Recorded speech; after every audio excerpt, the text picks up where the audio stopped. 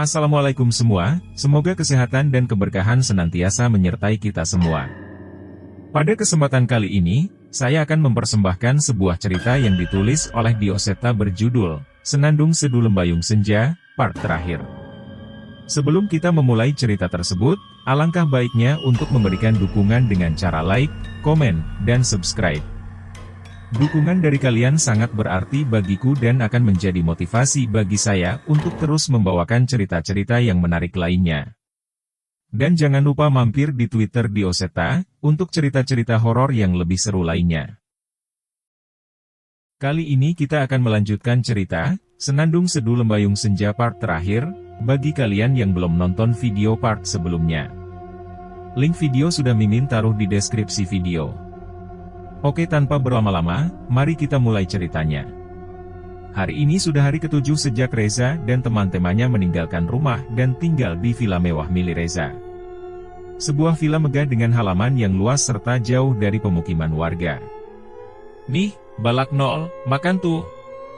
Minum lu," teriak Reza sambil melemparkan sebuah kartu gaple di hadapannya. "Anjing, kalah lagi gua," keluh Rifki yang sudah kalah untuk kesekian kalinya.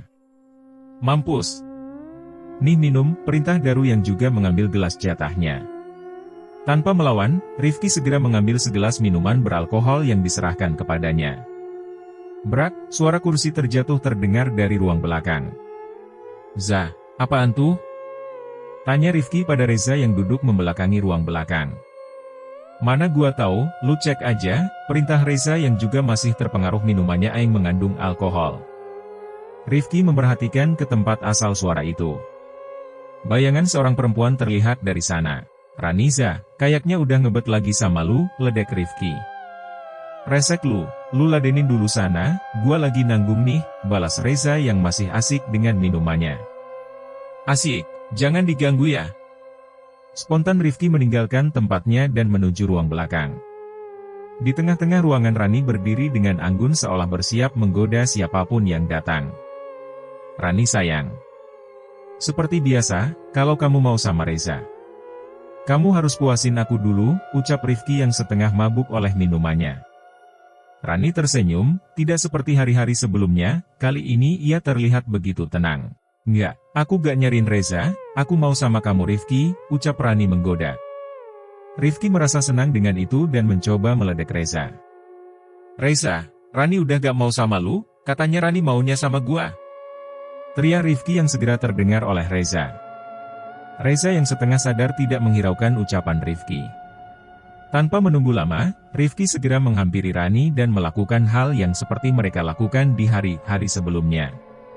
Rifki menyadari gelagat aneh pada Rani, namun nafsunya pada Rani lebih menguasai akal sehatnya dan meneruskan perbuatan bejatnya.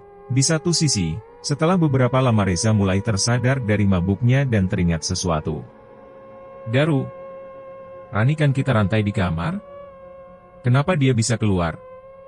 tanya Reza pada Daru yang juga sedang terpengaruh minuman. "Mana gua tahu Zah, lu kali lupa masang gemboknya," jawab Daru asal-asalan. Merasa ada yang aneh Reza mencoba mengecek temanya itu di ruang belakang. "Rifki!" Reza berteriak dengan keras namun tidak ada yang menjawab. Perlahan Reza menghampiri ruang belakang namun dari jauh lampu yang menerangi ruang belakang terlihat tidak menyala. "Rani, Rani!" sayup-sayup terdengar suara Rifki dari ruangan itu namun terdengar lirih. Reza yang curiga segera berlari menghampiri Rifki, namun yang ia temui sungguh menjijikan. Rifki sedang bercinta bukan dengan Rani, melainkan dengan sesosok makhluk hitam bermata merah dengan seluruh borok di kulitnya. "Rifki! Sadar Rifki!" teriak Reza yang mencoba memanggil temannya namun tidak digubris. Tanpa pikir panjang Reza menarik tubuh Rifki dan memaksanya untuk sadar. "Reza, kenapa Zah?"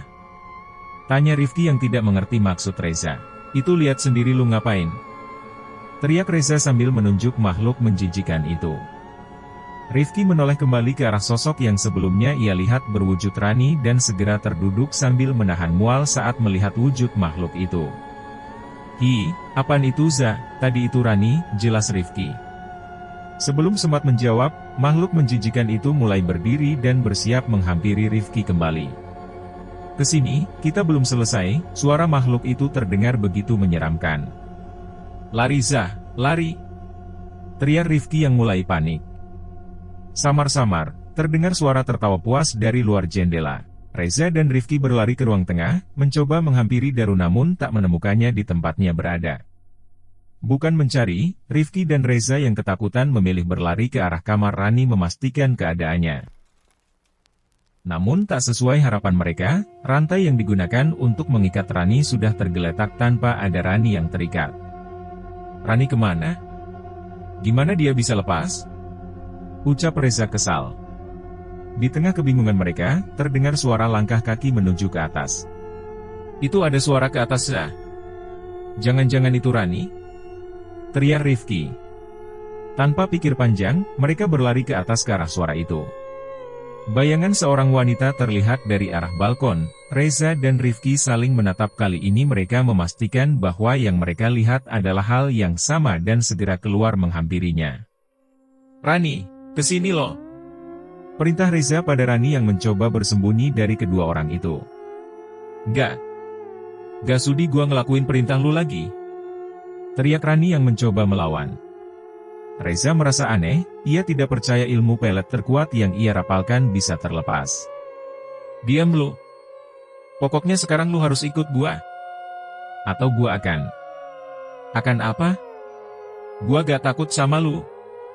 Bakal gua laporin semua kejadian ini. Rani yang sudah terbakar emosi memberanikan diri untuk melawan, setelah semua yang dilakukan Reza terhadapnya. Reza yang merasa takut dengan ancaman Rani yang telah sadar segera menghampirnya. Sini lo, berani ngelaporin ini semua. Gua matiin lu, ancam Reza kepada Rani yang ada di depannya. Za, jangan nekat Za. Bujuk Rifki yang masih bisa berpikir dengan akal sehat. Namun rasa ketakutan Reza akan ancaman Rani yang telah sadar membuat Reza semakin gelisah. Ia menarik Rani dengan paksa yang diberikan perlawanan sekuat mungkin oleh Rani. Namun tanpa kesengajaan di tengah pertengkaran mereka, Reza mendorong Rani hingga terjatuh dari balkon tempatnya berdiri sekarang. Tubuh seorang wanita terjatuh dari atas villa yang tidak memungkinkan ia untuk selamat. Za, lu ngebunuh Rani, suara gemetar keluar dari mulut Rifki. Reza hanya termenung melihat tubuh Rani tergeletak di bawah dengan bersimbah darah. Rifki segera berlari ke bawah untuk mengecek keadaan Rani yang segera disusul oleh Reza. Nafasnya udah gak ada, ucap Rifki putus asa. Mereka termenung sesaat. Kita, harus gimana? Kepanikan Reza semakin menjadi. Gak, jasad itu harus kita kuburkan di suatu tempat. Gua gak mau masuk penjara, ucap Rifki pada Reza yang sedang panik. Kita harus bawa ke rumah sakit, siapa tahu dia masih bisa diselamatin. Kali ini Reza memberi pendapat, namun ditolak mentah-mentah oleh Rifki. Gak Za. Kalau sampai dia benar-benar udah mati, gak cuma lu, gua juga pasti ikut masuk penjara. Udah gak usah banyak bacot, masukin jasadnya ke mobil. Mereka memasukkan jasad Rani ke mobil, mendudukkan seolah-olah dia tertidur di kursi belakang. Reza menjaganya agar seolah-olah Rani terlihat masih hidup. Ketika mobil mulai meninggalkan villa, dari sudut halaman terlihat Nandar sedang menggendong seorang wanita dan dikelilingi oleh makhluk-makhluk gaib yang berasal dari Gunung Lawu. Salah satu makhluk berwujud mengerikan mendekat ke tubuh wanita itu, menyentuhnya dan berubah sosok menjadi serupa dengan yang ia sentuh. Dengan segera, makhluk berwujud Rani itu melayang mengikuti mobil Reza dan Rifki. Udah Rani, biar mereka yang membalaskan dendam kita, sekarang kita pulang ya. Ucap Nandar sambil membopong Rani yang masih tidak sadar di pundaknya dan mulai meninggalkan villa itu. Mobil berjalan dengan tidak tentu, hujan turun begitu deras menyulitkan Rifki dan Reza untuk mencari lokasi untuk mengubur jasad Rani, namun akhirnya mereka memutuskan untuk menghentikan mobil di pinggir jalan tol. Hutan kecil terlihat dari sini, Rifki berlari ke hutan itu mengecek apakah ada orang lain selain kami di sana. Ambil peralatan. Kita kuburkan di sini. Ucap Rifki dengan terengah-engah dengan badannya yang basah kuyup karena hujan. Mereka segera mengambil peralatan, menggali cukup dalam untuk memastikan jasad Rani tidak ditemukan oleh orang lain. Rifki, ambil jasad Rani. Perintah Reza pada temanya itu sambil terus menggali. Rifki berlari ke mobil yang tidak jauh dari tempat kami menggali, namun ia tak percaya dengan apa yang ia lihat. "Reza, ini gak mungkin," suara Rifki terdengar sayu. "Kenapa lagi sih?" keluh Reza yang sudah sangat tidak tenang. "Ini bukan jasad Rani, ini Daru." Reza yang tidak percaya segera menghampirinya dan menjadi semakin bingung dengan yang ia lihat. "Apa-apaan ini? Tadi lu lihat semua kan Ki? Kenapa bisa jasad Daru yang di sini, jasad Rani kemana?" Mereka mencari keliling hutan dengan guyuran hujan yang semakin deras, tak satu pun petunjuk mereka temukan sampai akhirnya Reza melihat sosok seseorang terkapar di tengah jalan tol. "Itu Rani," teriak Reza. Reza dan Rifki segera berlari menghampiri jasad Rani yang tergeletak di sana. Hujan yang deras mengganggu pandangan mereka. Pikir mereka bila memang ada di sana, apa mungkin Rani masih hidup? Reza berlari menghampiri jasad yang dia lihat. Rifki menemaninya bersiap membopong jasad pucat dengan tubuh basah dan darah yang masih belum kering. Belum sempat mengangkat jasad Rani, mata Rani terbuka, memandang kedua laki-laki yang mencoba mengangkatnya. "Reza, aku gak mau sendirian," ucap jasad pucat itu kepada Reza. Seketika sebuah truk besar lewat dengan kecepatan penuh menghantam kedua tubuh Rifki dan Reza tanpa ampun. Darah berserakan kemana-mana, potongan tubuh berhamburan di sekitar jalan tol. Sebuah tawa keras Nandar terdengar di jalanan. Penglihatan mengenai nasib Reza dan Rifki muncul di pikiran Nandar.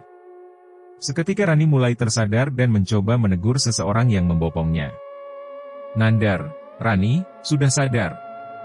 Sudah tidur aja. Aku anterin kamu sampai ke rumah, nanti di depan kita nunggu bus dulu," ucap Nandar pada Rani yang baru sadar. Rani yang kelelahan hanya mengangguk namun terlihat dia masih cemas dengan kondisinya. "Sudah gak usah khawatir, pelet yang nyerang kamu sudah pergi." Rani memperhatikan tubuhnya, tidak ada lagi bayangan tentang Reza seperti pada hari-hari sebelumnya. Ia segera mengerti dan tidak menanyakannya lagi. "Nandar, tadi kamu ngetawain apaan?" Nandar tersenyum, rasa yang sangat puas terlihat di wajahnya. "Gak kok, aku punya cerita yang akan kukirim ke radio tengah malam. Tentang orang-orang brengsek yang mati mengenaskan oleh hantu dari manusia yang ia bunuh," jawab Nandar. "Serem banget, kamu bakal kasih nama tokohnya siapa aja?" tanya Rani yang tertarik, terlihat di wajahnya ia masih antusias dengan cerita horor di radio tengah malam. "Aku bakal kasih nama tokohnya Reza dan Rifki, mereka kan brengsek." "Mungkin sama namaku juga," cerita Nandar di tengah perjalanan. "Tapi kan kamu gak jahat kayak mereka Nandar." "Iya, tapi aku mau yang mendengar cerita itu tahu tentang seseorang yang bernama Nandar. Sebelumnya aku juga sudah mengirimkan cerita serupa," jelasnya. Rani yang merasa sudah bisa berjalan, turun dari punggung Nandar dan berjalan hingga mendapatkan bus menuju rumah Rani. Untuk menghindari kecurigaan orang tua Rani, Nandar hanya mengantarkan Rani hingga ujung jalan dan berpisah. Rani berjanji akan menceritakan perbuatan Reza dan temanya kepada polisi. Walaupun sebenarnya Nandar tahu Reza dan kawan-kawannya sudah mati dengan tubuh yang tercerai-berai oleh hantaman truk besar di jalan tol. Hari-hari semakin berlalu, kejadian yang dialami Rani membuat orang tuanya memutuskan untuk pindah rumah sekaligus sekolahnya. Walaupun begitu mereka berdua berjanji akan saling menghubungi dan terus bertemu. Nandar sama sekali tidak mempersalahkan itu, karena ia tahu itu adalah hal yang terbaik untuk kondisi psikologis Rani saat ini. Ketika keinginan telah dicapai, tentunya ada bayaran atas semua yang ia lakukan. Setiap malam tertentu, seluruh tubuh Nandar terasa sakit seolah tubuhnya tercabik-cabik sama seperti saat setan di Gunung Lawu menggigit ayam cemani yang ia bawa.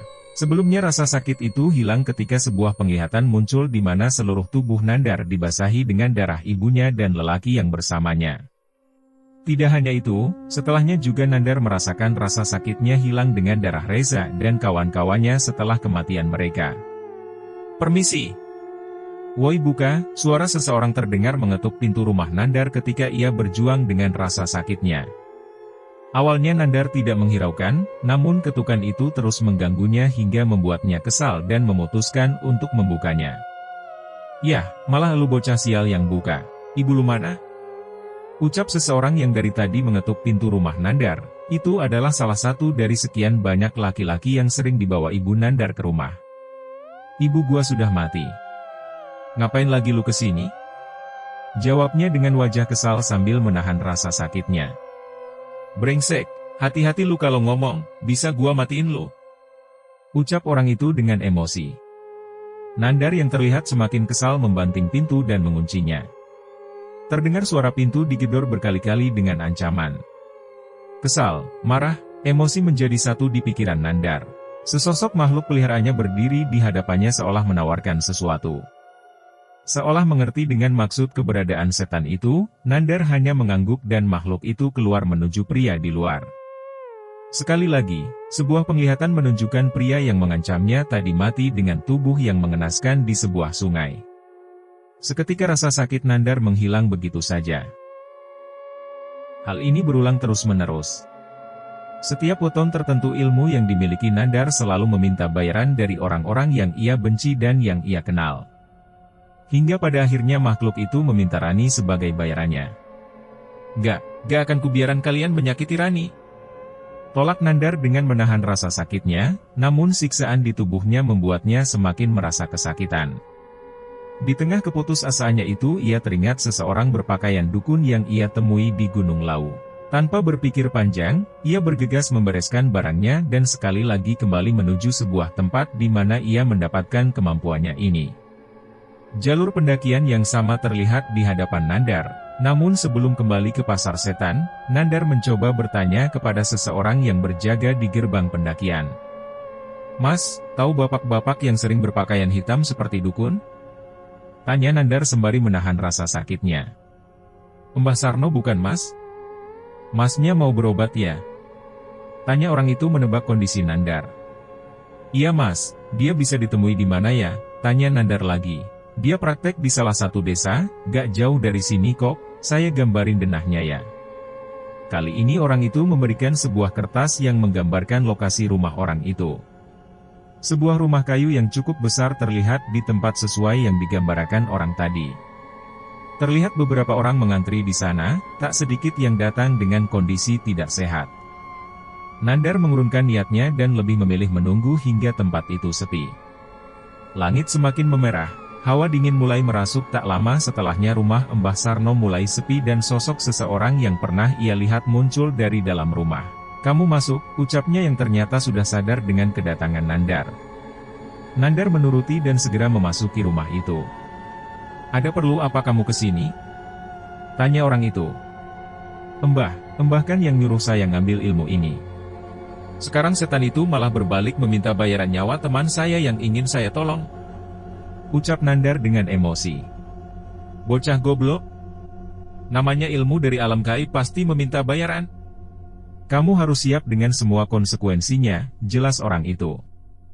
Seandainya kamu memilih setan lain pun bisa jadi temanmu itu dulu yang akan menjadi tumbalnya. Nandar merasa kesal, namun omongan dukun itu juga tidak salah. Terus saya harus gimana Mbah? Kali ini Nandar terlihat sedih. Ia tidak siap kehilangan Rani apalagi karena perbuatannya sendiri. Dukun itu menghela nafas, bawa ini, berikan pada orang yang kamu pilih untuk menggantikan temanmu itu sebagai tumbal. Namun saya tidak bisa menjanjikan apabila setelahnya ia masih memilih temanmu itu. Sebuah bambu tua kecil yang berisikan tanah yang dibungkus dengan kain diberikan kepada Nandar. Ia merasa bingung, ia sama sekali tidak tega menentukan sendiri orang yang akan mati untuk menggantikan Rani. Setelah menerimanya, Nandar meninggalkan rumah dukun itu dan berjalan dengan berbagai kecemasan di kepalanya. Radio Tengah Malam, masih bersama saya Ardian, ada kabar baik nih, besok saya dan komunitas horor setia kita berencana untuk menjelajahi sebuah pabrik gula yang sudah terbengkalai di Jawa Tengah. Stay tune ya, karena kita akan melakukan live report di sana. Suara radio terdengar dari salah satu warung tempat Nandar singgah. Pabrik gula? Itu tidak jauh dari sini, pikir Nandar. Tunggu, tim Radio Tengah Malam pasti tahu banyak mengenai klinik. Apabila tim Ardian dan teman-temannya yang menerima benda ini, apa mungkin ada kemungkinan mereka dan Rani akan selamat? Tapi setidaknya keselamatan Rani yang terpenting. Nandar mencoba memikirkan semua kemungkinan yang ia bisa sambil mencari tahu keberadaan hotel yang berada di sekitar pabrik gula. Siang itu Nandar menemukan keberadaan sebuah mobil yang terbranding stiker radio tengah malam. Ia mengikutinya hingga ke hotel dan mencari celah untuk meletakkan jimat itu ke salah satu tas mereka. Nandar mengikuti rombongan itu sampai ke pabrik gula. Rasa sakit di tubuhnya membuat pikirannya menjadi semakin tidak tenang. Satu persatu makhluk peliharaan Nandar mencoba menyerang orang-orang yang ditunjuk oleh Nandar sebagai pengganti Tumbal Rani. Namun tidak semudah biasanya. Pabrik gula itu ternyata dipenuhi oleh makhluk halus yang mencoba menghalangi setan peliharaan Nandar untuk mencelakai orang itu. Tak lama setelahnya muncul seorang bapak dan anak bersama seekor monyet kecil memasuki bangunan itu. Mereka mencoba menolong Ardian dan kedua temannya hingga setan-setan peliharaan Nandar terlihat tidak berdaya. "Makan! Aku butuh makanan!" Setan dari Gunung Lawu itu kembali kepadaku setelah kegagalannya mendapatkan tumbal. Pimpinan mereka dengan wujud yang semakin kurus mendekat dengan merayap ke arah Nandar. Perjanjian harus terpenuhi. Tumbal nyawa mereka atau nyawamu. Setan itu mencoba mengancam Nandar. Di tengah kegusarannya, terdengar suara keras Ardian yang terlihat mulai emosi. "Nandar! Keluar kamu! Selesain urusan kita sekarang!" Teriak Ardian sang penyiar radio di tengah gelapnya malam. "Keluar kamu!" Sekali lagi Nandar mencoba menghadapi Ardian dan teman-temannya walaupun ia mengerti makhluk peliharaannya tidak mampu mengalahkan kekuatan warga desa yang menolong Ardian.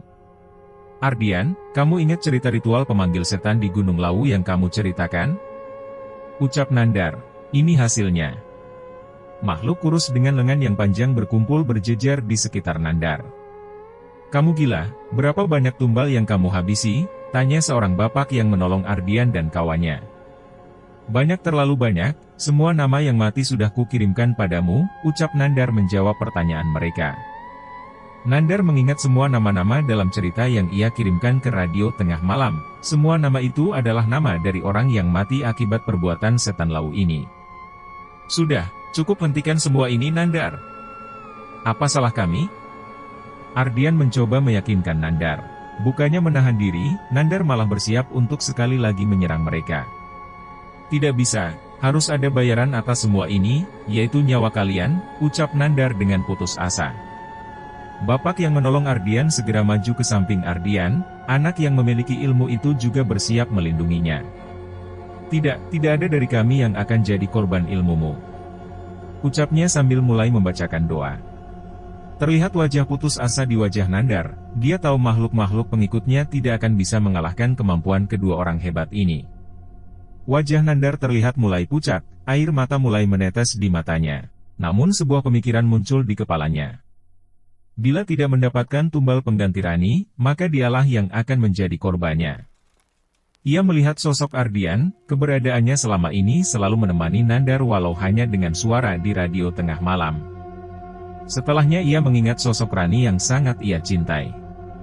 Akhirnya ia sadar, bahwa kedua orang ini adalah orang-orang yang berharga baginya selama hidupnya. "Baiklah, kalau bukan kalian tumbalnya, berarti sekarang giliranku," ucapnya dengan isak tangis. Nandar memutuskan kematiannya adalah keputusan terbaik, untuk melindungi orang-orang yang ia sayangi. Seolah mengerti keputusan Nandar, setan Lawu yang sebelumnya menuruti Nandar berbalik mengerubuti Nandar, menarik kedua tangannya, mencabik-cabik tubuhnya. "Ardian, kamu akan ceritakan ini di radiomu kan? Terima kasih sudah menemani kesepianku selama ini," ucapnya lagi memaksa berbicara dengan kondisinya yang mengenaskan. Tak lama setelahnya setan Lawu yang terlihat lebih lapar meraih wajah Nandar, mengeluarkan kedua mata dari tempatnya. Terdengar suara teriakan putus asa Nandar yang menghilang bersama dengan tubuhnya yang berserakan. Lanjut ke beberapa belas tahun kemudian. Kali ini cerita dari sudut pandang Ardian. "Dik, ada yang ketok pintu?" tanyaku yang baru saja menyelesaikan siaran kepada dikarekannya.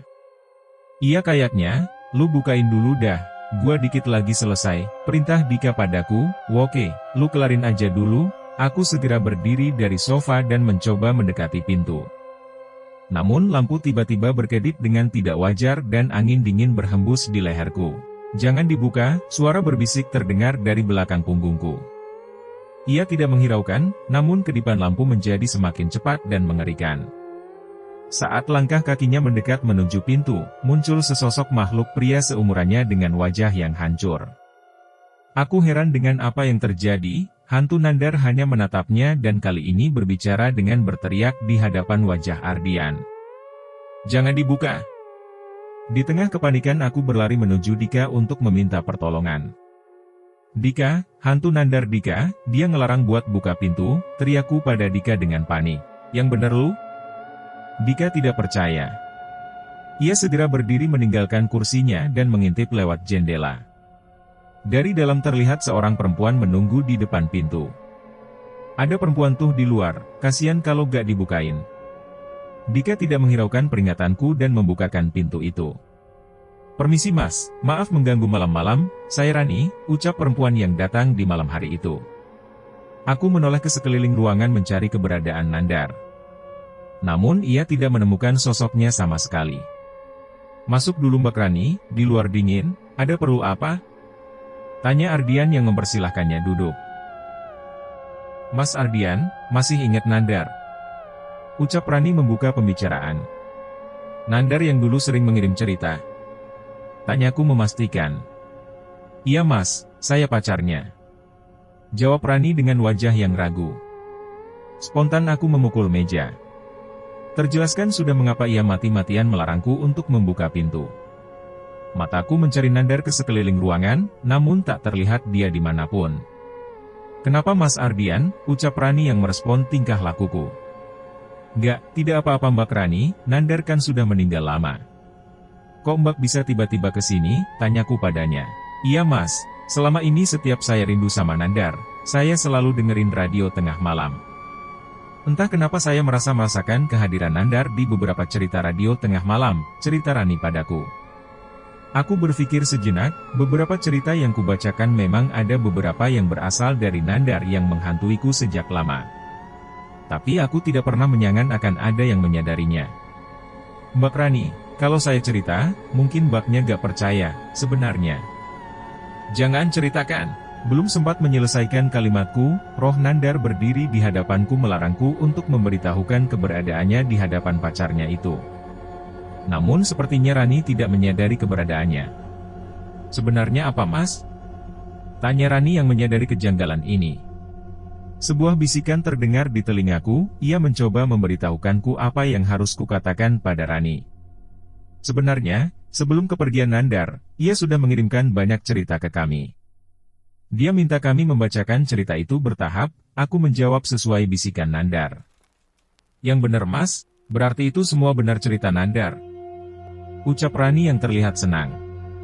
Aku mengangguk mengiyakan. Katanya, Nandar meninggalkan cerita ini untuk seseorang, untuk menemaninya dari kesepian, dia selalu rindu mendengarkan radio tengah malam di pojokan gudang sekolah dengan orang itu. Sekarang saya tahu, ternyata orang itu Mbak Rani. Sekali lagi aku mengulangi bisikan Nandar. "Yang bener mas?" Nandar nulis begitu, kali ini terlihat mata Rani mulai berkaca-kaca. "Iya nulis." "Bener dia nulis itu," jawabku. Tidak mungkin aku bilang bahwa itu ucapan Nandar yang membisikannya padaku. Rani membuka tasnya dan mengeluarkan sesuatu. Itu adalah sebuah kaset tanpa tempat yang terlihat berumur cukup lama. "Mas, ada sesuatu yang mengganjal setelah kepergian Nandar, saya masih berjanji mengembalikan kaset ini. Tujuan saya kemari awalnya untuk menyerahkan ini, terserah mau diapakan sama masnya." Jelas Rani sambil menyerahkan kaset itu. "Tapi kan saya bukan Nandar mbak," jawabku yang masih heran. "Nggak apa-apa mas, anggap saja mas membantu saya mewakili Nandar. Lagian Mas Ardian orang yang dipercaya cerita-ceritanya Nandar," ucapnya. Ternyata benar, insting wanita tidak bisa diremehkan. Aku menerima pemberian itu dan berjanji untuk memikirkan akan diapakan benda itu. "Mas Ardian, kalau nanti saya main ke sini lagi apa boleh?" "Nanti tiap saya ke sini saya bawain donat dari toko saya," tanya Rani yang merasa nyaman di dekat kami. Nandar membisikanku untuk melarangnya. "Boleh.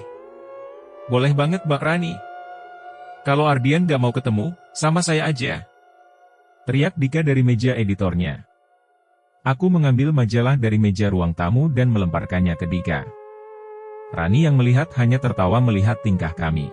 Samar-sama terlihat bayangan hantu Nandar di sebelahku tersenyum, tak lagi dengan wajah yang menyeramkan. Tak lama setelahnya Rani pamit dari studio.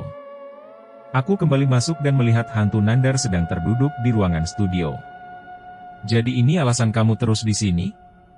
tanyaku padanya. Namun ia hanya mengangguk dan mulai menceritakan kisahnya yang panjang dengan Rani hingga mengapa ia mengincar kami di pabrik gula. "Berarti sekarang kamu sudah tenang kan? Bisa pergi ke akhirat kan?" tanyaku pada hantu Nandar yang tak lagi berwajah menyeramkan. Ia menggelengkan kepalanya. "Aku masih mau di sini membantu cerita-cerita radio tengah malam untuk menemani Rani hingga akhir hayatnya." Entah semenjak kemunculan Rani, Nandar terlihat seperti sosok pria yang bisa diandalkan sangat berbeda dengan wujudnya sebelumnya. "Tenang saja, ini gak gratis. Aku siap menjadi partnermu untuk mencari cerita-cerita horor di luar sana. Keberadaanku bisa membantumu berkomunikasi dengan mereka yang tidak terlihat." Nandar mencoba menawarkan kemampuannya padaku. "Hei, tawarannya cukup menarik. Lagi pula aku juga sudah terbiasa dengan keberadaan hantu Nandar yang menggentayangiku. Ini tidak ada ruginya, yang pasti ini akan menjadi hal yang menarik untuk radio tengah malam," bersambung. Akhirnya kita sampai di ujung cerita, Senandung Seduh Lembayung Senja. Untuk semua part video, sudah Mimin taruh di dalam deskripsi. Dan kalau tidak ada halangan, besok Mimin akan lanjut untuk upload cerita baru. Jangan lupa untuk like dan bagikan cerita ini kepada teman-teman dan saudara kalian, supaya channel ini terus berkembang.